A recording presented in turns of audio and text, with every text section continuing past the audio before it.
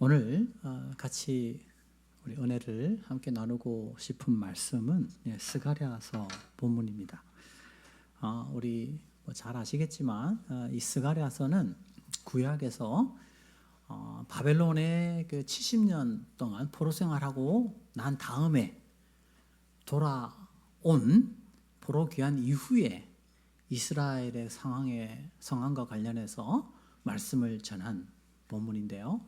가장 대표적으로 바벨론에서 돌아온 다음에 그 상황을 잘 다루고 있는 본문이 학개, 스가랴, 말라기 이렇게 볼 수 있습니다. 그래서 오늘 여러분과 함께 은혜를 나누고 싶은 그 말씀은 포로 귀환한 믿음의 공동체가 어떤 어려움에 처해 있었고 또 그들이 겪고 있는 그 어려움이 지금 오늘 우리의 어려움과 크게 다르지 않고 그런 상황 속에서 어떻게 하나님은 스가랴를 통해서 그들에게 회복과 희망의 메시지를 전달해 주고 있는지, 또 스가랴 시대의 백성과 똑같은 아픔을 겪고 있는 우리에게도 또 동일한 희망의 회복의 메시지가 주어지고 있음을 우리 함께 힘을 얻고 은혜를 누리는 복된 시간이 되기를 소원합니다. 포로 귀환 공동체의 가장 큰 어려움은 무엇이었냐면요, 이제 70년의 바벨론 포로 생활을 마쳐 돌아왔어요. 그래서 이 바벨론의 포로로 잡혀가기 전에 이미 이사야와 예레미야와 에스겔과 같은 선지자는 하나님을 떠나서 범죄하고 타락했기 때문에 70년의 포로 생활을 할 거다. 그러나 70년의 포로 생활이 끝나면 이제 놀라운 회복과 영광의 시간이 도래할 것이다 라고 그렇게 예언을 하고 있습니다. 그래서 이제 바벨론에서 돌아온 이 귀환한 그 이스라엘 백성들은 어떤 희망을 가졌겠어요? 이제 70년의 이 바벨론의 이 포로 생활은 끝났고 이제 우리가 그토록 고대했던 그 시온 땅에 돌아왔으니 하나님께서 우리에게 놀라운 회복과 영광의 날을 허락해 주실 것이다 이렇게 기대했던 거죠. 당연하죠. 그런데 현실은 어떠하냐? 현실은 정치적으로 볼 때 페르시아라는 나라가 여전히 이스라엘을 식민지화시키고 있는 거예요. 회복될 거라고 생각했는데, 영광의 시간이 올 거라고 생각했는데 현실은 전혀 그들이 고대했던 그 희망과 다른 절망적 상황이 그들의 현실 앞에 놓여 있는 겁니다. 계속 식민지 생활을 하게 돼요. 뿐만 아니고 학개서를 읽어보면 비가 오지 않고 곡물이 자라지 않아서 극심한 경제적 궁핍에 빠져 있었음을 압니다. 식민지 생활을 하고 있으면서 또 먹을 것이 없는 경제적 고통 속에 살아가게 되는 겁니다. 그뿐만 아니고 이제 어떤 일이 일어나냐면 사회적으로 큰 갈등을 겪게 됩니다. 페르시아를 지지하는 사람들하고 페르시아를 반대하는 사람들하고 이제 서로 정치적으로 대립을 하기 시작합니다. 또 포로로 잡혀갔던 사람들과 포로로 잡혀가지 않고 땅에 남아있던 사람들이 서로 싸우기 시작합니다. 포로로 잡혀갔던 사람들은 주로 왕족 출신, 귀족 출신들이에요. 그 사람들이 돌아와서 이제 우리가 이스라엘의 재건을 위하여 우리가 이제 앞장설 것이다 하면서 그들이 이제 리더 역할을 하려고 하니 포로로 잡혀가지 않았던 사람들은 너희들이 없을 때 이 땅을 누가 지켰냐? 우리가 이 땅을 지켰는데 하면서 서로 주도권 싸움을 하게 됩니다. 그뿐입니까? 북이스라엘 출신, 남유다 출신끼리 서로 싸우면서 극심한 혼란과 분열을 겪게 돼요. 이런 그 분열과 갈등이 에스라, 느헤미야에 잘 나타나고 있어요. 그러니까 완전히 이 포로 귀환 공동체는 다 나누어져 가지고 서로 원수가 되고 서로 손가락질하면서 극심한 반목에 휩쓸리게 됩니다. 마치 오늘 우리 시대의 모습을 보여주고 있는 것 같아요. 오늘 우리의 사회도 그렇지 않습니까? 점점점 이제 이렇게 서로 대립하려고 하고 더 이상 대화는 상실되고 계속해서 자기의 생각과 맞는 사람들만 뭉치기 시작해요. 그리고 나와 입장이 다르면 어떻게 해요? 들으려 하지 않고 어떻게 해요? 공격하기 시작합니다. 요즘 이제 AI 시대는 더 그래요. 여러분 이제 유튜브 같은 거 보면 요즘 이제 알고리즘이라 그래가지고 예를 들어서 저도 여러분 그러거든요. 뭐 메뉴 같은 거 이렇게 어떻게 어떤 반찬이 맛있지 이렇게 탁 눌리면 그냥 그 요리사들 요리하는 게 쫙 뜹니다. 내가 원하고 선호하는 그런 그 유튜브 방송을 더 확 올려줘요.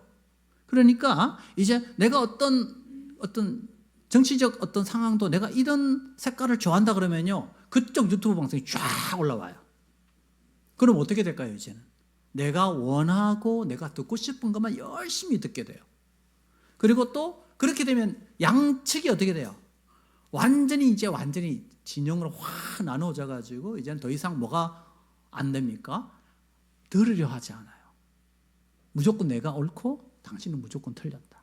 그래서 정죄하고 대립하고 이게 점점 심해지면 어떻게 됩니까? 이제는 나중에는 극단적인 대립과 싸움이 일어나고 나중에는 최악의 경우는 이제는 전쟁이 일어나는 거예요. 오늘 우리 시대를 한번 보십시오. 점점점 이제는 대화가 상실되고 있고요. 이제는 들으려 하지 않고요. 나중에는 나만이 절대적으로 옳기 때문에 나의 말을 듣지 않으면 정복하고 무릎 꿇게 만들려고 하는 이런 어떤 무서운 시대를 오늘 우리가 살고 있습니다. 자, 그래서 이게 이제 오늘 점점 우리 교회에도 영향을 미칩니다. 그래서 교회 안에도 자기의 생각과 맞지 않으면 다 배제시키는 아주 무서운 그런 이 영향들이 교회 안에도 침투해 오고 있는 거예요. 바로 포로기한 공동체가 바로 이런 어려움을 겪고 있었습니다. 완전히 공동체가 그냥 다 갈기갈기 찢어지기 시작했어요. 그뿐만 아니라 이제 하나님을 믿으면 하나님이 회복시켜 준다 그랬는데 여호와를 믿으면은 다윗과 솔로몬이 누렸던 그런 영광의 날을 하나님이 주신다고 하셨는데 다윗과 솔로몬의 영광은 어디 간 데 없고 계속해서 이제 페르시아가 식민지로 다스리고 있고 먹을 것도 없고 비는 내리지 않고 나라는 보니까 서로 싸우고 희망이 없어 보이는 거예요. 그러니까 뭐 하냐면 우상숭배로 다시 돌아갑니다. 포로기한 공동체가 다시 우상숭배를 합니다. 구약시대의 우상숭배는 다른 것이 아닙니다. 이방신을 섬기면 그 이방신이 풍성한 물질적 복을 준다는 겁니다. 하나님 믿어서는 하나님 내 인생을 책임져 줄 거라는 믿음이 사라지는 거예요. 하나님만 믿으면, 하나님을 의지하면 하나님께서 내 삶을 책임져 주실 것이라는 믿음이 흔들리니까 이제 뭐 하느냐? 이방 신화도 믿어야 그 신이 내 인생을 책임져 줄 것 같은 거예요. 교회 열심히 다니고 믿음 생활하고 성경 공부하고 목사님과 제자 훈련 해가지고 내 인생이 지금 뭔가 잘 될 것 같냐? 그런 희망이 무너지는 거죠. 그러면 어떻게 돼요? 이제 교회 가는 것보다 주식을, 성경 공부보다 부동산을, 그리고 뭐 교회 제자 훈련 하는 것보다 내가 학벌을, 자격증을, 이게 내 인생을 책임져 주는 거지. 뭐 예배 안 빠지고 열심히 예배 참석한다고 내 인생이 나아질까? 제자 훈련 좀 받는다고 내 인생이 좀 더 좋아질까? 이런 불신이 찾아오기 시작할 수 있는 거죠. 오해하지 마세요. 주식하지 말라는 거 아닙니다. 또 여러분, 하지 마세요. 좋은 또 기업의 가치를 보고 얼마든지 투자할 수 있죠, 여러분. 집 사지 말라는 이야기가 아니에요. 여러분 보실 때 또 저 참 좋은 집이다. 사셔도 좋아요. 그러나 제가 말씀드린 건 뭘까요? 하나님의 그 놀라우신 그 은혜와 그분이 내 삶을 지켜주신다는 그 믿음이 흔들려서 하나님께서 내 인생을 책임져 주는 것이 아니고 나의 학벌과 기술과 내가 하는 주식과 이것이 내 인생을 책임져 줄 거라는 그 믿음이 우리 인생을 지배할 때 점점 우리는 바로 포로기한 공동체가 하나님을 버리고 우상 숭배에 빠졌던 바로 그 죄에 빠질 수 있다는 것을 말씀드리는 거니까 오해하지 마세요. 여러분 또 지금 핸드폰에 주식 있는 분들은 너무 그걸 죄책감 느끼지 마시고 얼마든지 할 수는 있어요. 그러나 예배 드리는 것에 대한, 말씀을 배우는 것에 대한, 하나님을 열망하고 그분을 열심히 예배하는 이 열정은 사라지고 그런 것에 우리의 삶의 목적을 둘 때 하나님을 떠나게 된다는 것은 말씀을 드리는 겁니다. 자, 이런 상황 속에서 이스라엘에게 여전히 하나님은 회복을 계획하고 있고 포로기한 공동체를 향하여 하나님은 그들을 다시 회복시키겠다고 하나님께서 말씀을 스가랴를 통해서 전달합니다. 그래서 8가지의 환상을 주시는데 그게 스가랴서 1장에서 6장에 8개의 환상으로 나옵니다. 근데 오늘 우리는 4번째 환상만 같이 살펴보려고 그래요. 그 4번째 환상을 한번 보면 대제사장 여호수아가 누구 앞에 서 있냐면은 여호와의 천사 앞에 서 있습니다. 그리고 옆에 사탄이 서 있는데 이 대제사장 여호수아가 어떤 모습으로 서 있는지를 한번 살펴보겠습니다. 스가랴서 3장 4절인데요. 같이 한번 읽겠습니다. 시작. 여호수아가 더러운 옷을 입고 제사장 천사 앞에 서 있는지라. 오늘 여기 보면 여호수아가 더러운 옷을 입고 천사 앞에 서 있다. 이제 하나님의 천사고 나중에는 이렇게 하나님의 이름으로 나와요. 그래서 이 천사는 하나님을 대변하는 자리고 어떤 학자는 천사의 모습을 한 바로 하나님이다 이렇게 설명하기도 합니다. 자, 그래서 하나님 앞에 대제사장 여호수아가 서 있는데 눈여겨보아야 할 점은 대제사장 여호수아가 옷을 입고 있는데 어떤 옷을 입고 있나요? 더러운 옷을 입고 있다는 거예요. 더러운 옷. 자, 이 더러운 옷이라는 히브리어가 바로 베가딤 쪼임이라고 해요. 이 쪼임은 쪼이라는 말의 복수형인데 명사는 째한데 이 말의 뜻은 뭐냐면 배설물이라는 뜻입니다. 그러니까 그냥 더러운 옷이 아니고 어떤 냄새가 나는 옷이라는 거예요. 우리가 아침마다 보는 그 우리의 그것 서의 냄새. 그러니까 그냥 더러울 정도가 아니고요. 가장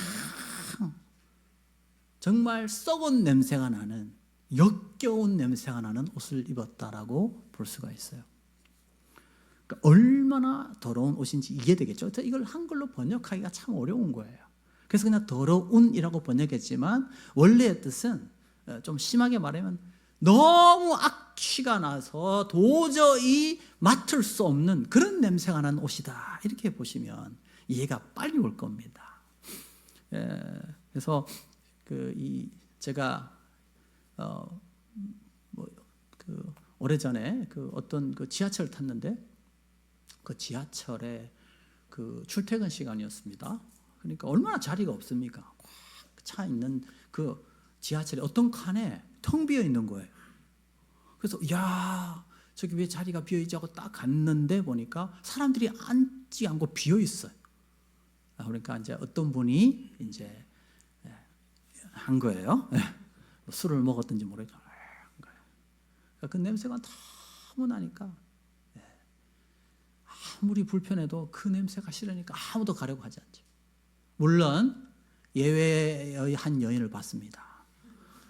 그 냄새가 나는 누가 했는데 옆에 그래도 앉아서 가시는 한 분, 대한민국 여인의 그 참 위대함을 제가 거기서 그 냄새를 찾고 한 분만 옆에. 근데 대부분 다 그 가지라. 너무 냄새가 역겨우니까. 자, 여러분 여기서 대제사장 여호수아 포로기한 공동체는 왕이 없었죠. 왕이 없었으니까 이스라엘을 대표하는 최고의 리더는 누구였습니까? 대제사장이었어요.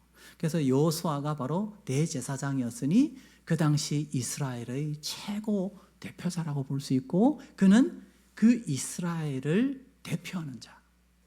이스라엘을 대표하는 자예요. 그러니까 대제사장 여호수아가 이런 더러운 옷을 입어서 악취나는 냄새를 풍기고 있었다는 것은 그것은 누구의 상태를 말해주는 건가요? 이스라엘 백성들의 상태를 보여주는 것입니다. 이스라엘 백성들이 얼마나 부패하고 얼마나 썩었고 하나님 앞에서 얼마나 냄새나는 존재인가를 오늘 본문이 보여주고 있는 것입니다.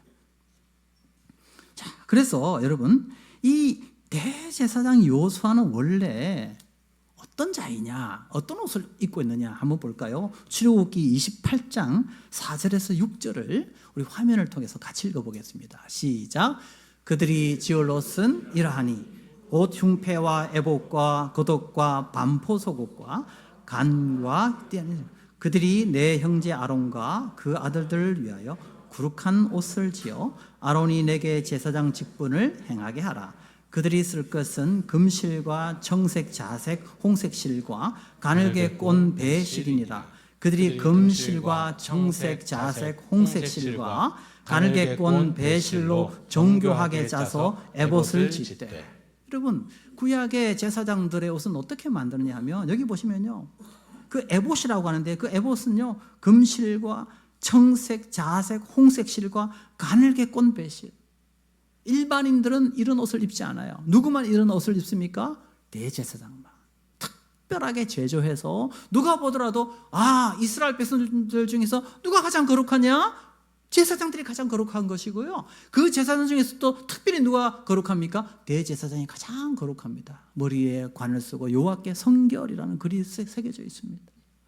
자, 이렇게 복장만으로도 이스라엘 백성들 가운데 가장 거룩한 존재로 인정받는 대제사장 여호수아가 이런 악취가 나는 더러운 역겨운 냄새가 나는 옷을 입고 있다 하니 이것은 있을 수 없는 일인 거거든요. 자, 그러자 누가 등장하느냐? 사탄이 등장합니다. 그래서 사탄이 뭐라고 하느냐? 여러분, 사탄이 오늘 읽었던 본문 1절 한번 볼까요? 스가랴서 3장 1절 같이 읽겠습니다. 시작. 대제사장 여호수아는 여호와의 천사 앞에 섰고 사탄은 그의 오른쪽에 서서 그를 대적하는 것을 여호와께서 내게 보이시니라. 자, 이 화면을 잘 보셔야 됩니다. 이게 어떤 배경일까요? 하나님 여기 계셔요. 그리고 대제사장 여호수아가 지금 하나님 앞에 서 있어요. 그런데 이 하나님 오른편에 누가 있느냐? 사탄이 있어요. 이것은요 바로 법정 배경을 보여줍니다. 재판의 배경. 즉 하나님은 지금 판사로서 서 있고요. 여러분, 재판장, 판사의 오른편에 누가 있죠? 법정에서는 판사의 오른편, 법정에 검자로 시작합니다. 검사죠, 검사. 그럼 검사가 주로 하는 일은 뭘까요? 피고의 무엇을? 죄를 낱낱이 들추어서 그것을 뭐 하죠? 고소하는 자예요. 그래서 오늘 여기 성경에 대적하다고 하는데 원래 히브리어 원래 뜻은 고소하다라는 말이 훨씬 더 적절합니다. 그럼 사탄이 뭐 합니까? 고소를 하는 거예요. 왜 고소하죠? 잘못을 고소하죠. 여러분, 대제사장은 어떤 사람이라고요? 가장 거룩해야 되고 또 가장 거룩한 옷을 입고 있어요. 그런데 대제사장이 무슨 옷을 입고 있다는 거예요? 가장 부정한 옷을 입고 있는 겁니다. 구약의 백성들 가운데 가장 멀리 해야 될 더러운 것이 바로 배설물이에요. 그 냄새나는 더러운 배설물에 이 냄새나는 옷을 입고 있었으니 이것은 제사장으로서의 자격이 있을까요? 없을까요? 없죠. 그래서 사탄이 뭐 하는 겁니까? 고소하는 겁니다. 너가 무슨 제사장이야? 너가 무슨 제사장이야? 너는 자격 없어. 이렇게 더러운 냄새 나는 이런 악취가 나는 옷을 입고 너가 무슨 제사장이라는 거야? 라고 고소하고 있는 겁니다.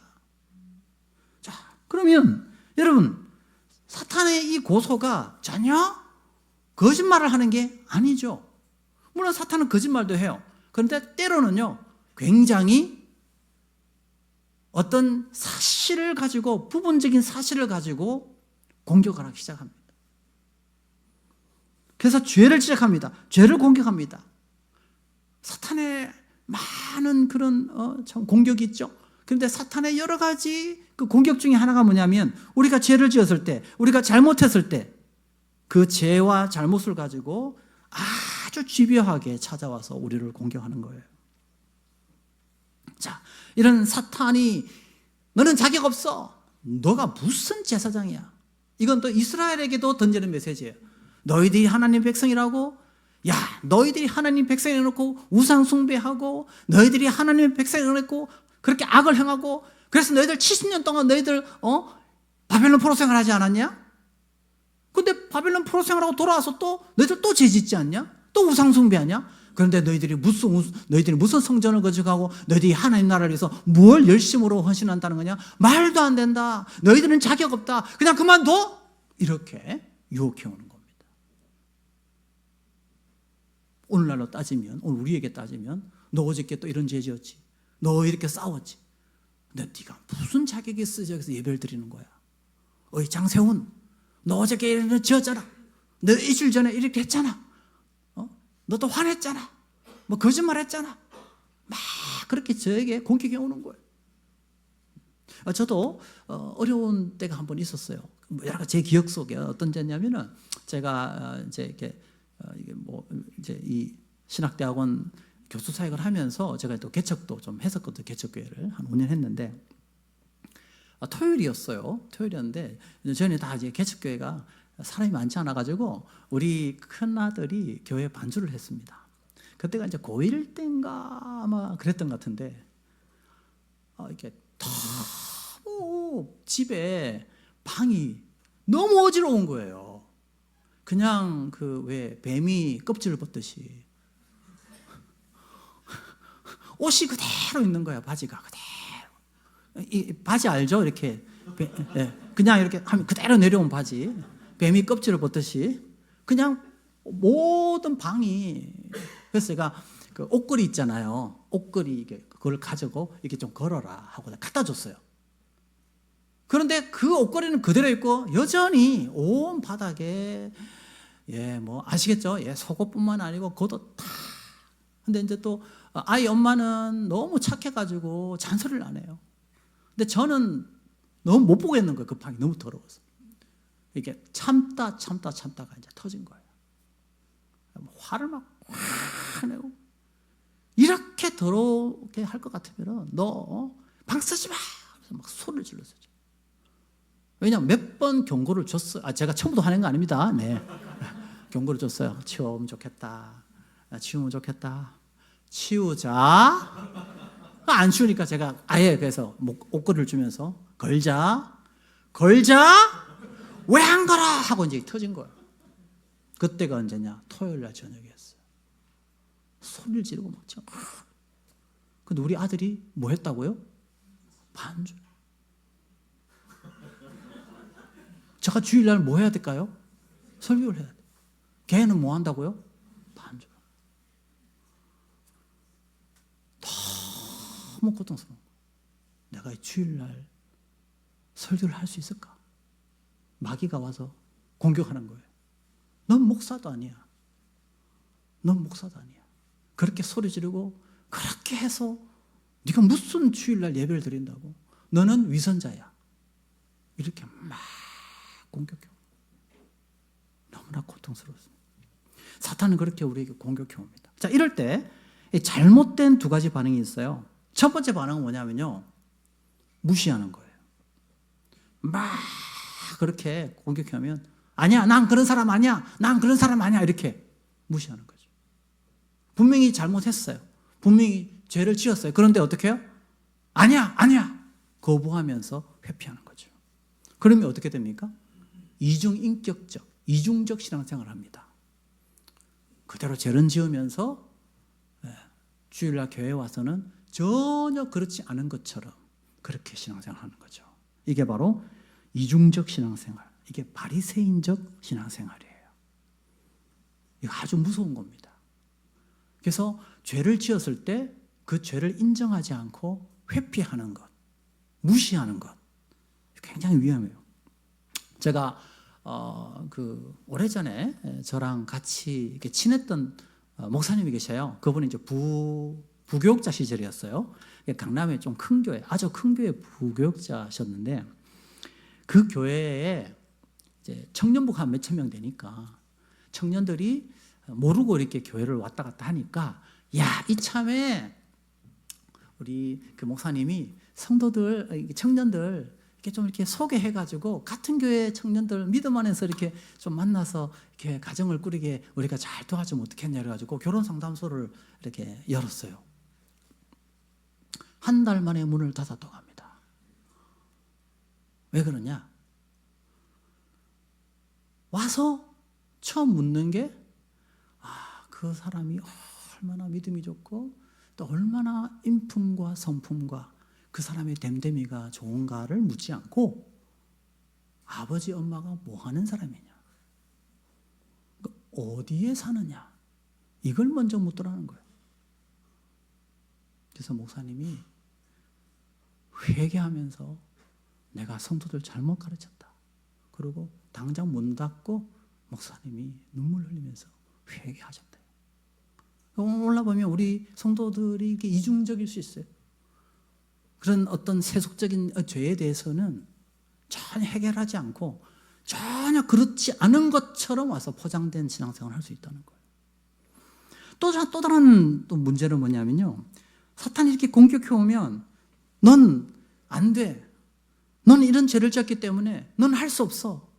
그 마귀의 그 소리에 귀를 너무 기울여 가지고 너무 깊은 죄책감에 빠져서 희망을 버리고 절망에 빠져서 하나님을 떠나는 사람들, 이것도 문제예요. 오늘 여러분 우리 사회를 보십시오. OECD 국가에서 가장 자살률이 높은 나라가 우리나라라고 합니다. 경제적 성장은 굉장히 빨리 이루었습니다. 그런데 문제는 뭘까요? 우리의 영혼과 정신이 점점점 궁핍해져 갑니다. 피폐해져 갑니다. 만족이 없습니다. 오히려 희망보다는 절망이 더 큽니다. 제가 이 전세를 좀 알아보려고 몇 년 전에 저 말고 이제 우리 가족 중에 누가 전세를 좀 알아보고 싶어서 같이 이제 전세를 알아보러 간 적이 있어요. 그런데 어떤 집에 갔는데 그 집 주인이 이제 이 집을 보여주려고 하다가 그 딸한테 미리 이야기를 하지 않고 이제 이렇게 집을 보여준다고 한 거예요. 근데 그 딸이 그 아빠한테 정말 막 욕도 하고 막 소리를 지르면서 막 미친 듯이 아버지를 막 이렇게 공격을 하는데 그 방을 보니까 진짜 커튼으로 다 차져 있고 이 바닥은 쓰레기통이에요.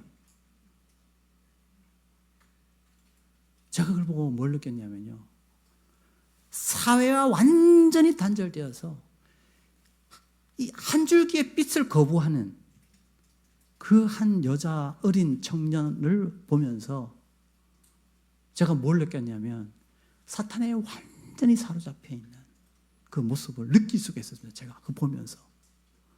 왜? 희망을 철저하게 배제시켜버리고 너는 절대로 나갈 수 없고 너는 희망이 없고 너는 아무것도 할 수 없는 존재라는 것을 계속해서 주입시켜주는 겁니다. 그럼 어떻게 돼요? 이제는 희망이 없는 거예요. 소망이 없는 거예요. 사회와 완전히 단절시키고 다른 사람들과 완전히 단절시키고 그 속에서 그냥 혼자 살아가는 거죠. 마귀는 오늘 우리에게 찾아와서 계속해서 그렇게 공격합니다. 너는 이런 문제가 있지. 너는 이런 잘못이 있지. 너는 했지만 또 이렇게 실패하잖아. 그런데 네가 뭘 할 수 있겠어? 라고 공격해 온다는 겁니다.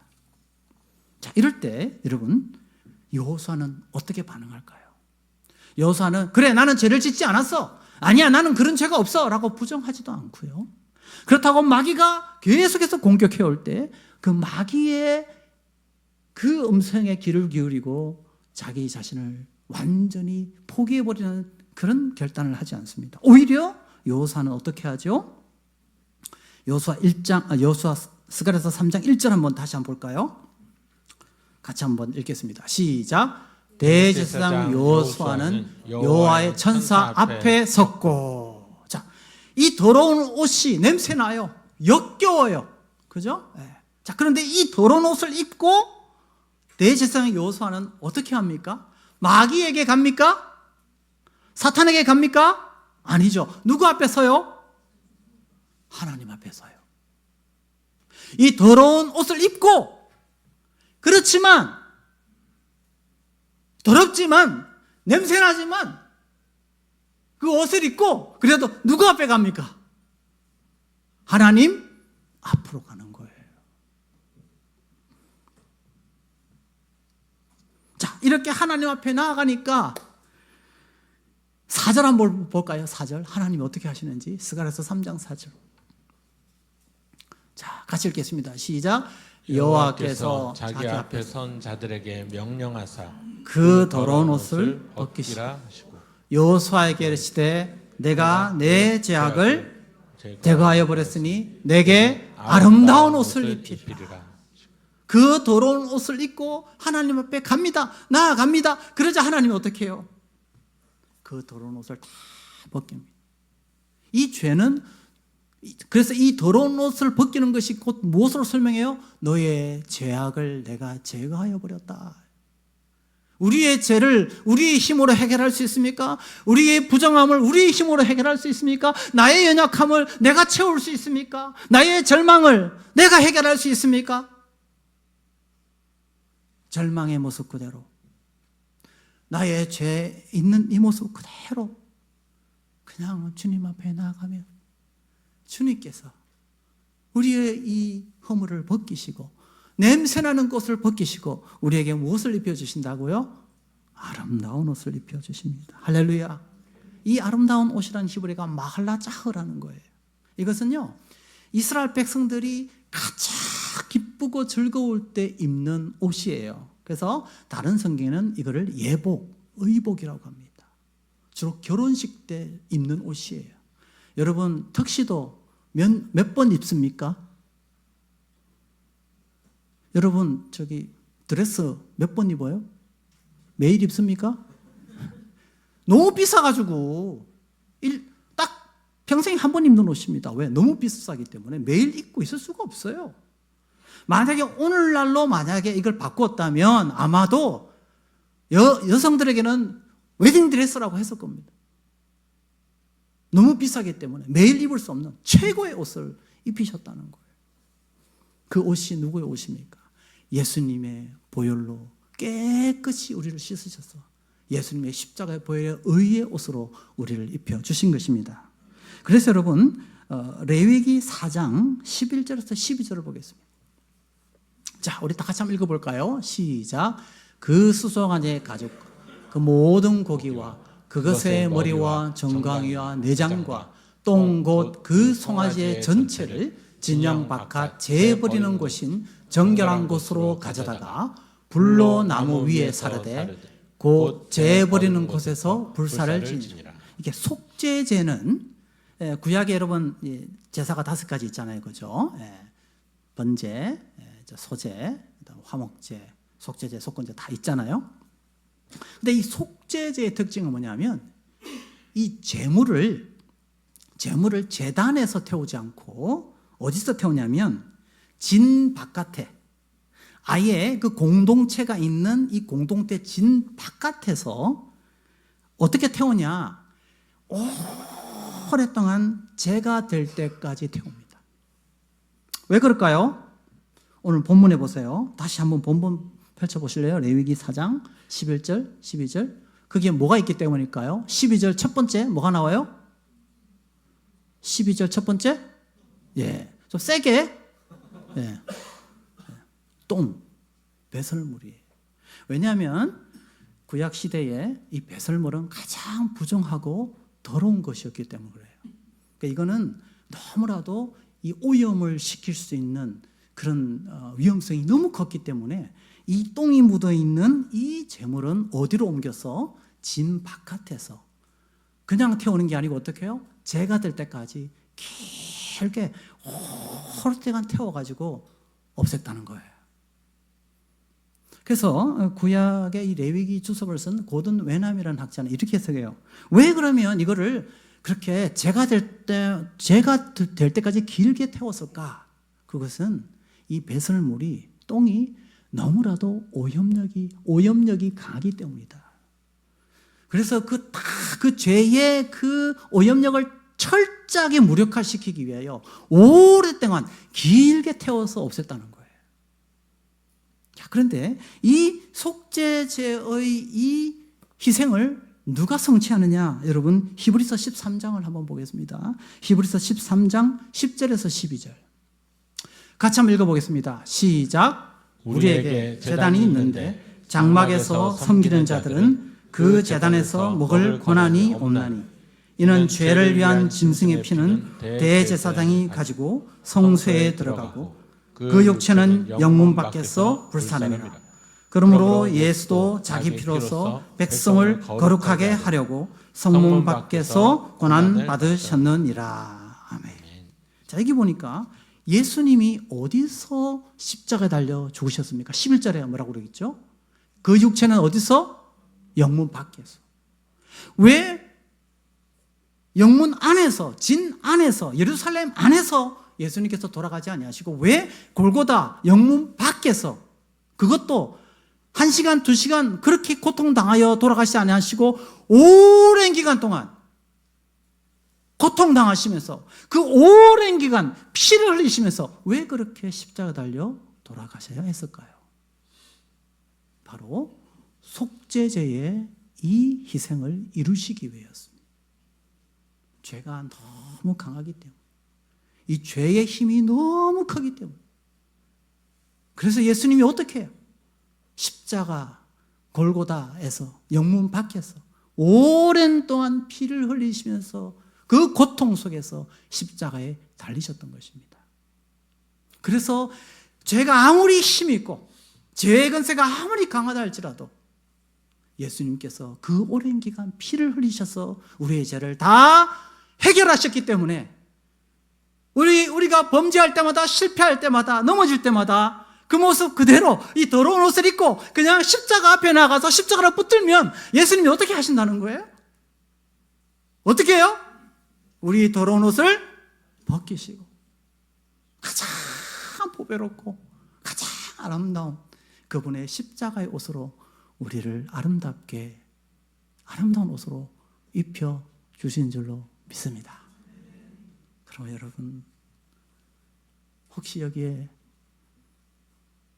자신이 너무 부족해서 자기가 너무 참 절망적이라서 어떻게 보면 세상에 정말 한 톨의 빛도 찾을 수 없는 그런 깊은 어둠 속에 혹시 있는 우리 형제자매들이 있다면 사탄의 음성에 여러분 귀를 기울이지 마시고 십자가에 달려 죽으신 그 예수님 앞에 나아오시기를 소망합니다. 여러분, 사역할 때마다 때로는 넘어질 때가 있어요. 쓰러질 때가 있어요. 해도 안 되는 그런 절망이 우리에게 올 때가 있습니다. 그럴 때마다 어떻게 해야 될까요? 마귀의 음성에 귀를 기울이지 마십시오. 그래서 너는 안 돼. 그래서 너는 이 모양 이 꼴이잖아. 그러니까 넌 되겠어? 여러분, 그 귀를 닫고 누구에게 나오면 될까요? 예수님의 십자가를 붙들면서 나오면 예수님께서 여러분을 아름다운 옷으로 회복시켜 주실 줄로 믿습니다. 말씀의 결론을 드리겠습니다. 여러분 구약과 신약에 하나님이 쓰신 사람들을 보십시오. 이런 말 죄송하지만 제대로 된 사람이 어디 있습니까? 여러분, 베드로 한번 보십시오. 난 예수님을 절대로 나는 떠나지 않겠다. 예수님 부인하고 떠난 사람입니다. 모세 한번 보십시오. 살인을 행한 사람입니다. 바울은 어떤 사람입니까? 예수 믿는 사람을 옥에 가두고 죽이려고 했던 사람입니다. 살인자입니다. 그렇지만 그들이 하나님 앞에 십자가를 붙들고 나왔을 때 하나님은 그들을 위대한 믿음의 사람들로 사용하여 주신 줄로 믿습니다.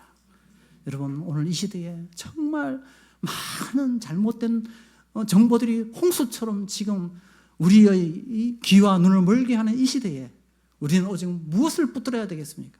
우리가 얼마나 더러운 옷을 입고 있는지, 우리가 얼마나 냄새나는 존재인지 그 사실을 기억하면서 십자가를 붙들고 하나들인 교회가 이 십자가의 이 복음의 능력만을 선포하는 복된 교회가 되기를 주님의 이름으로 축복합니다.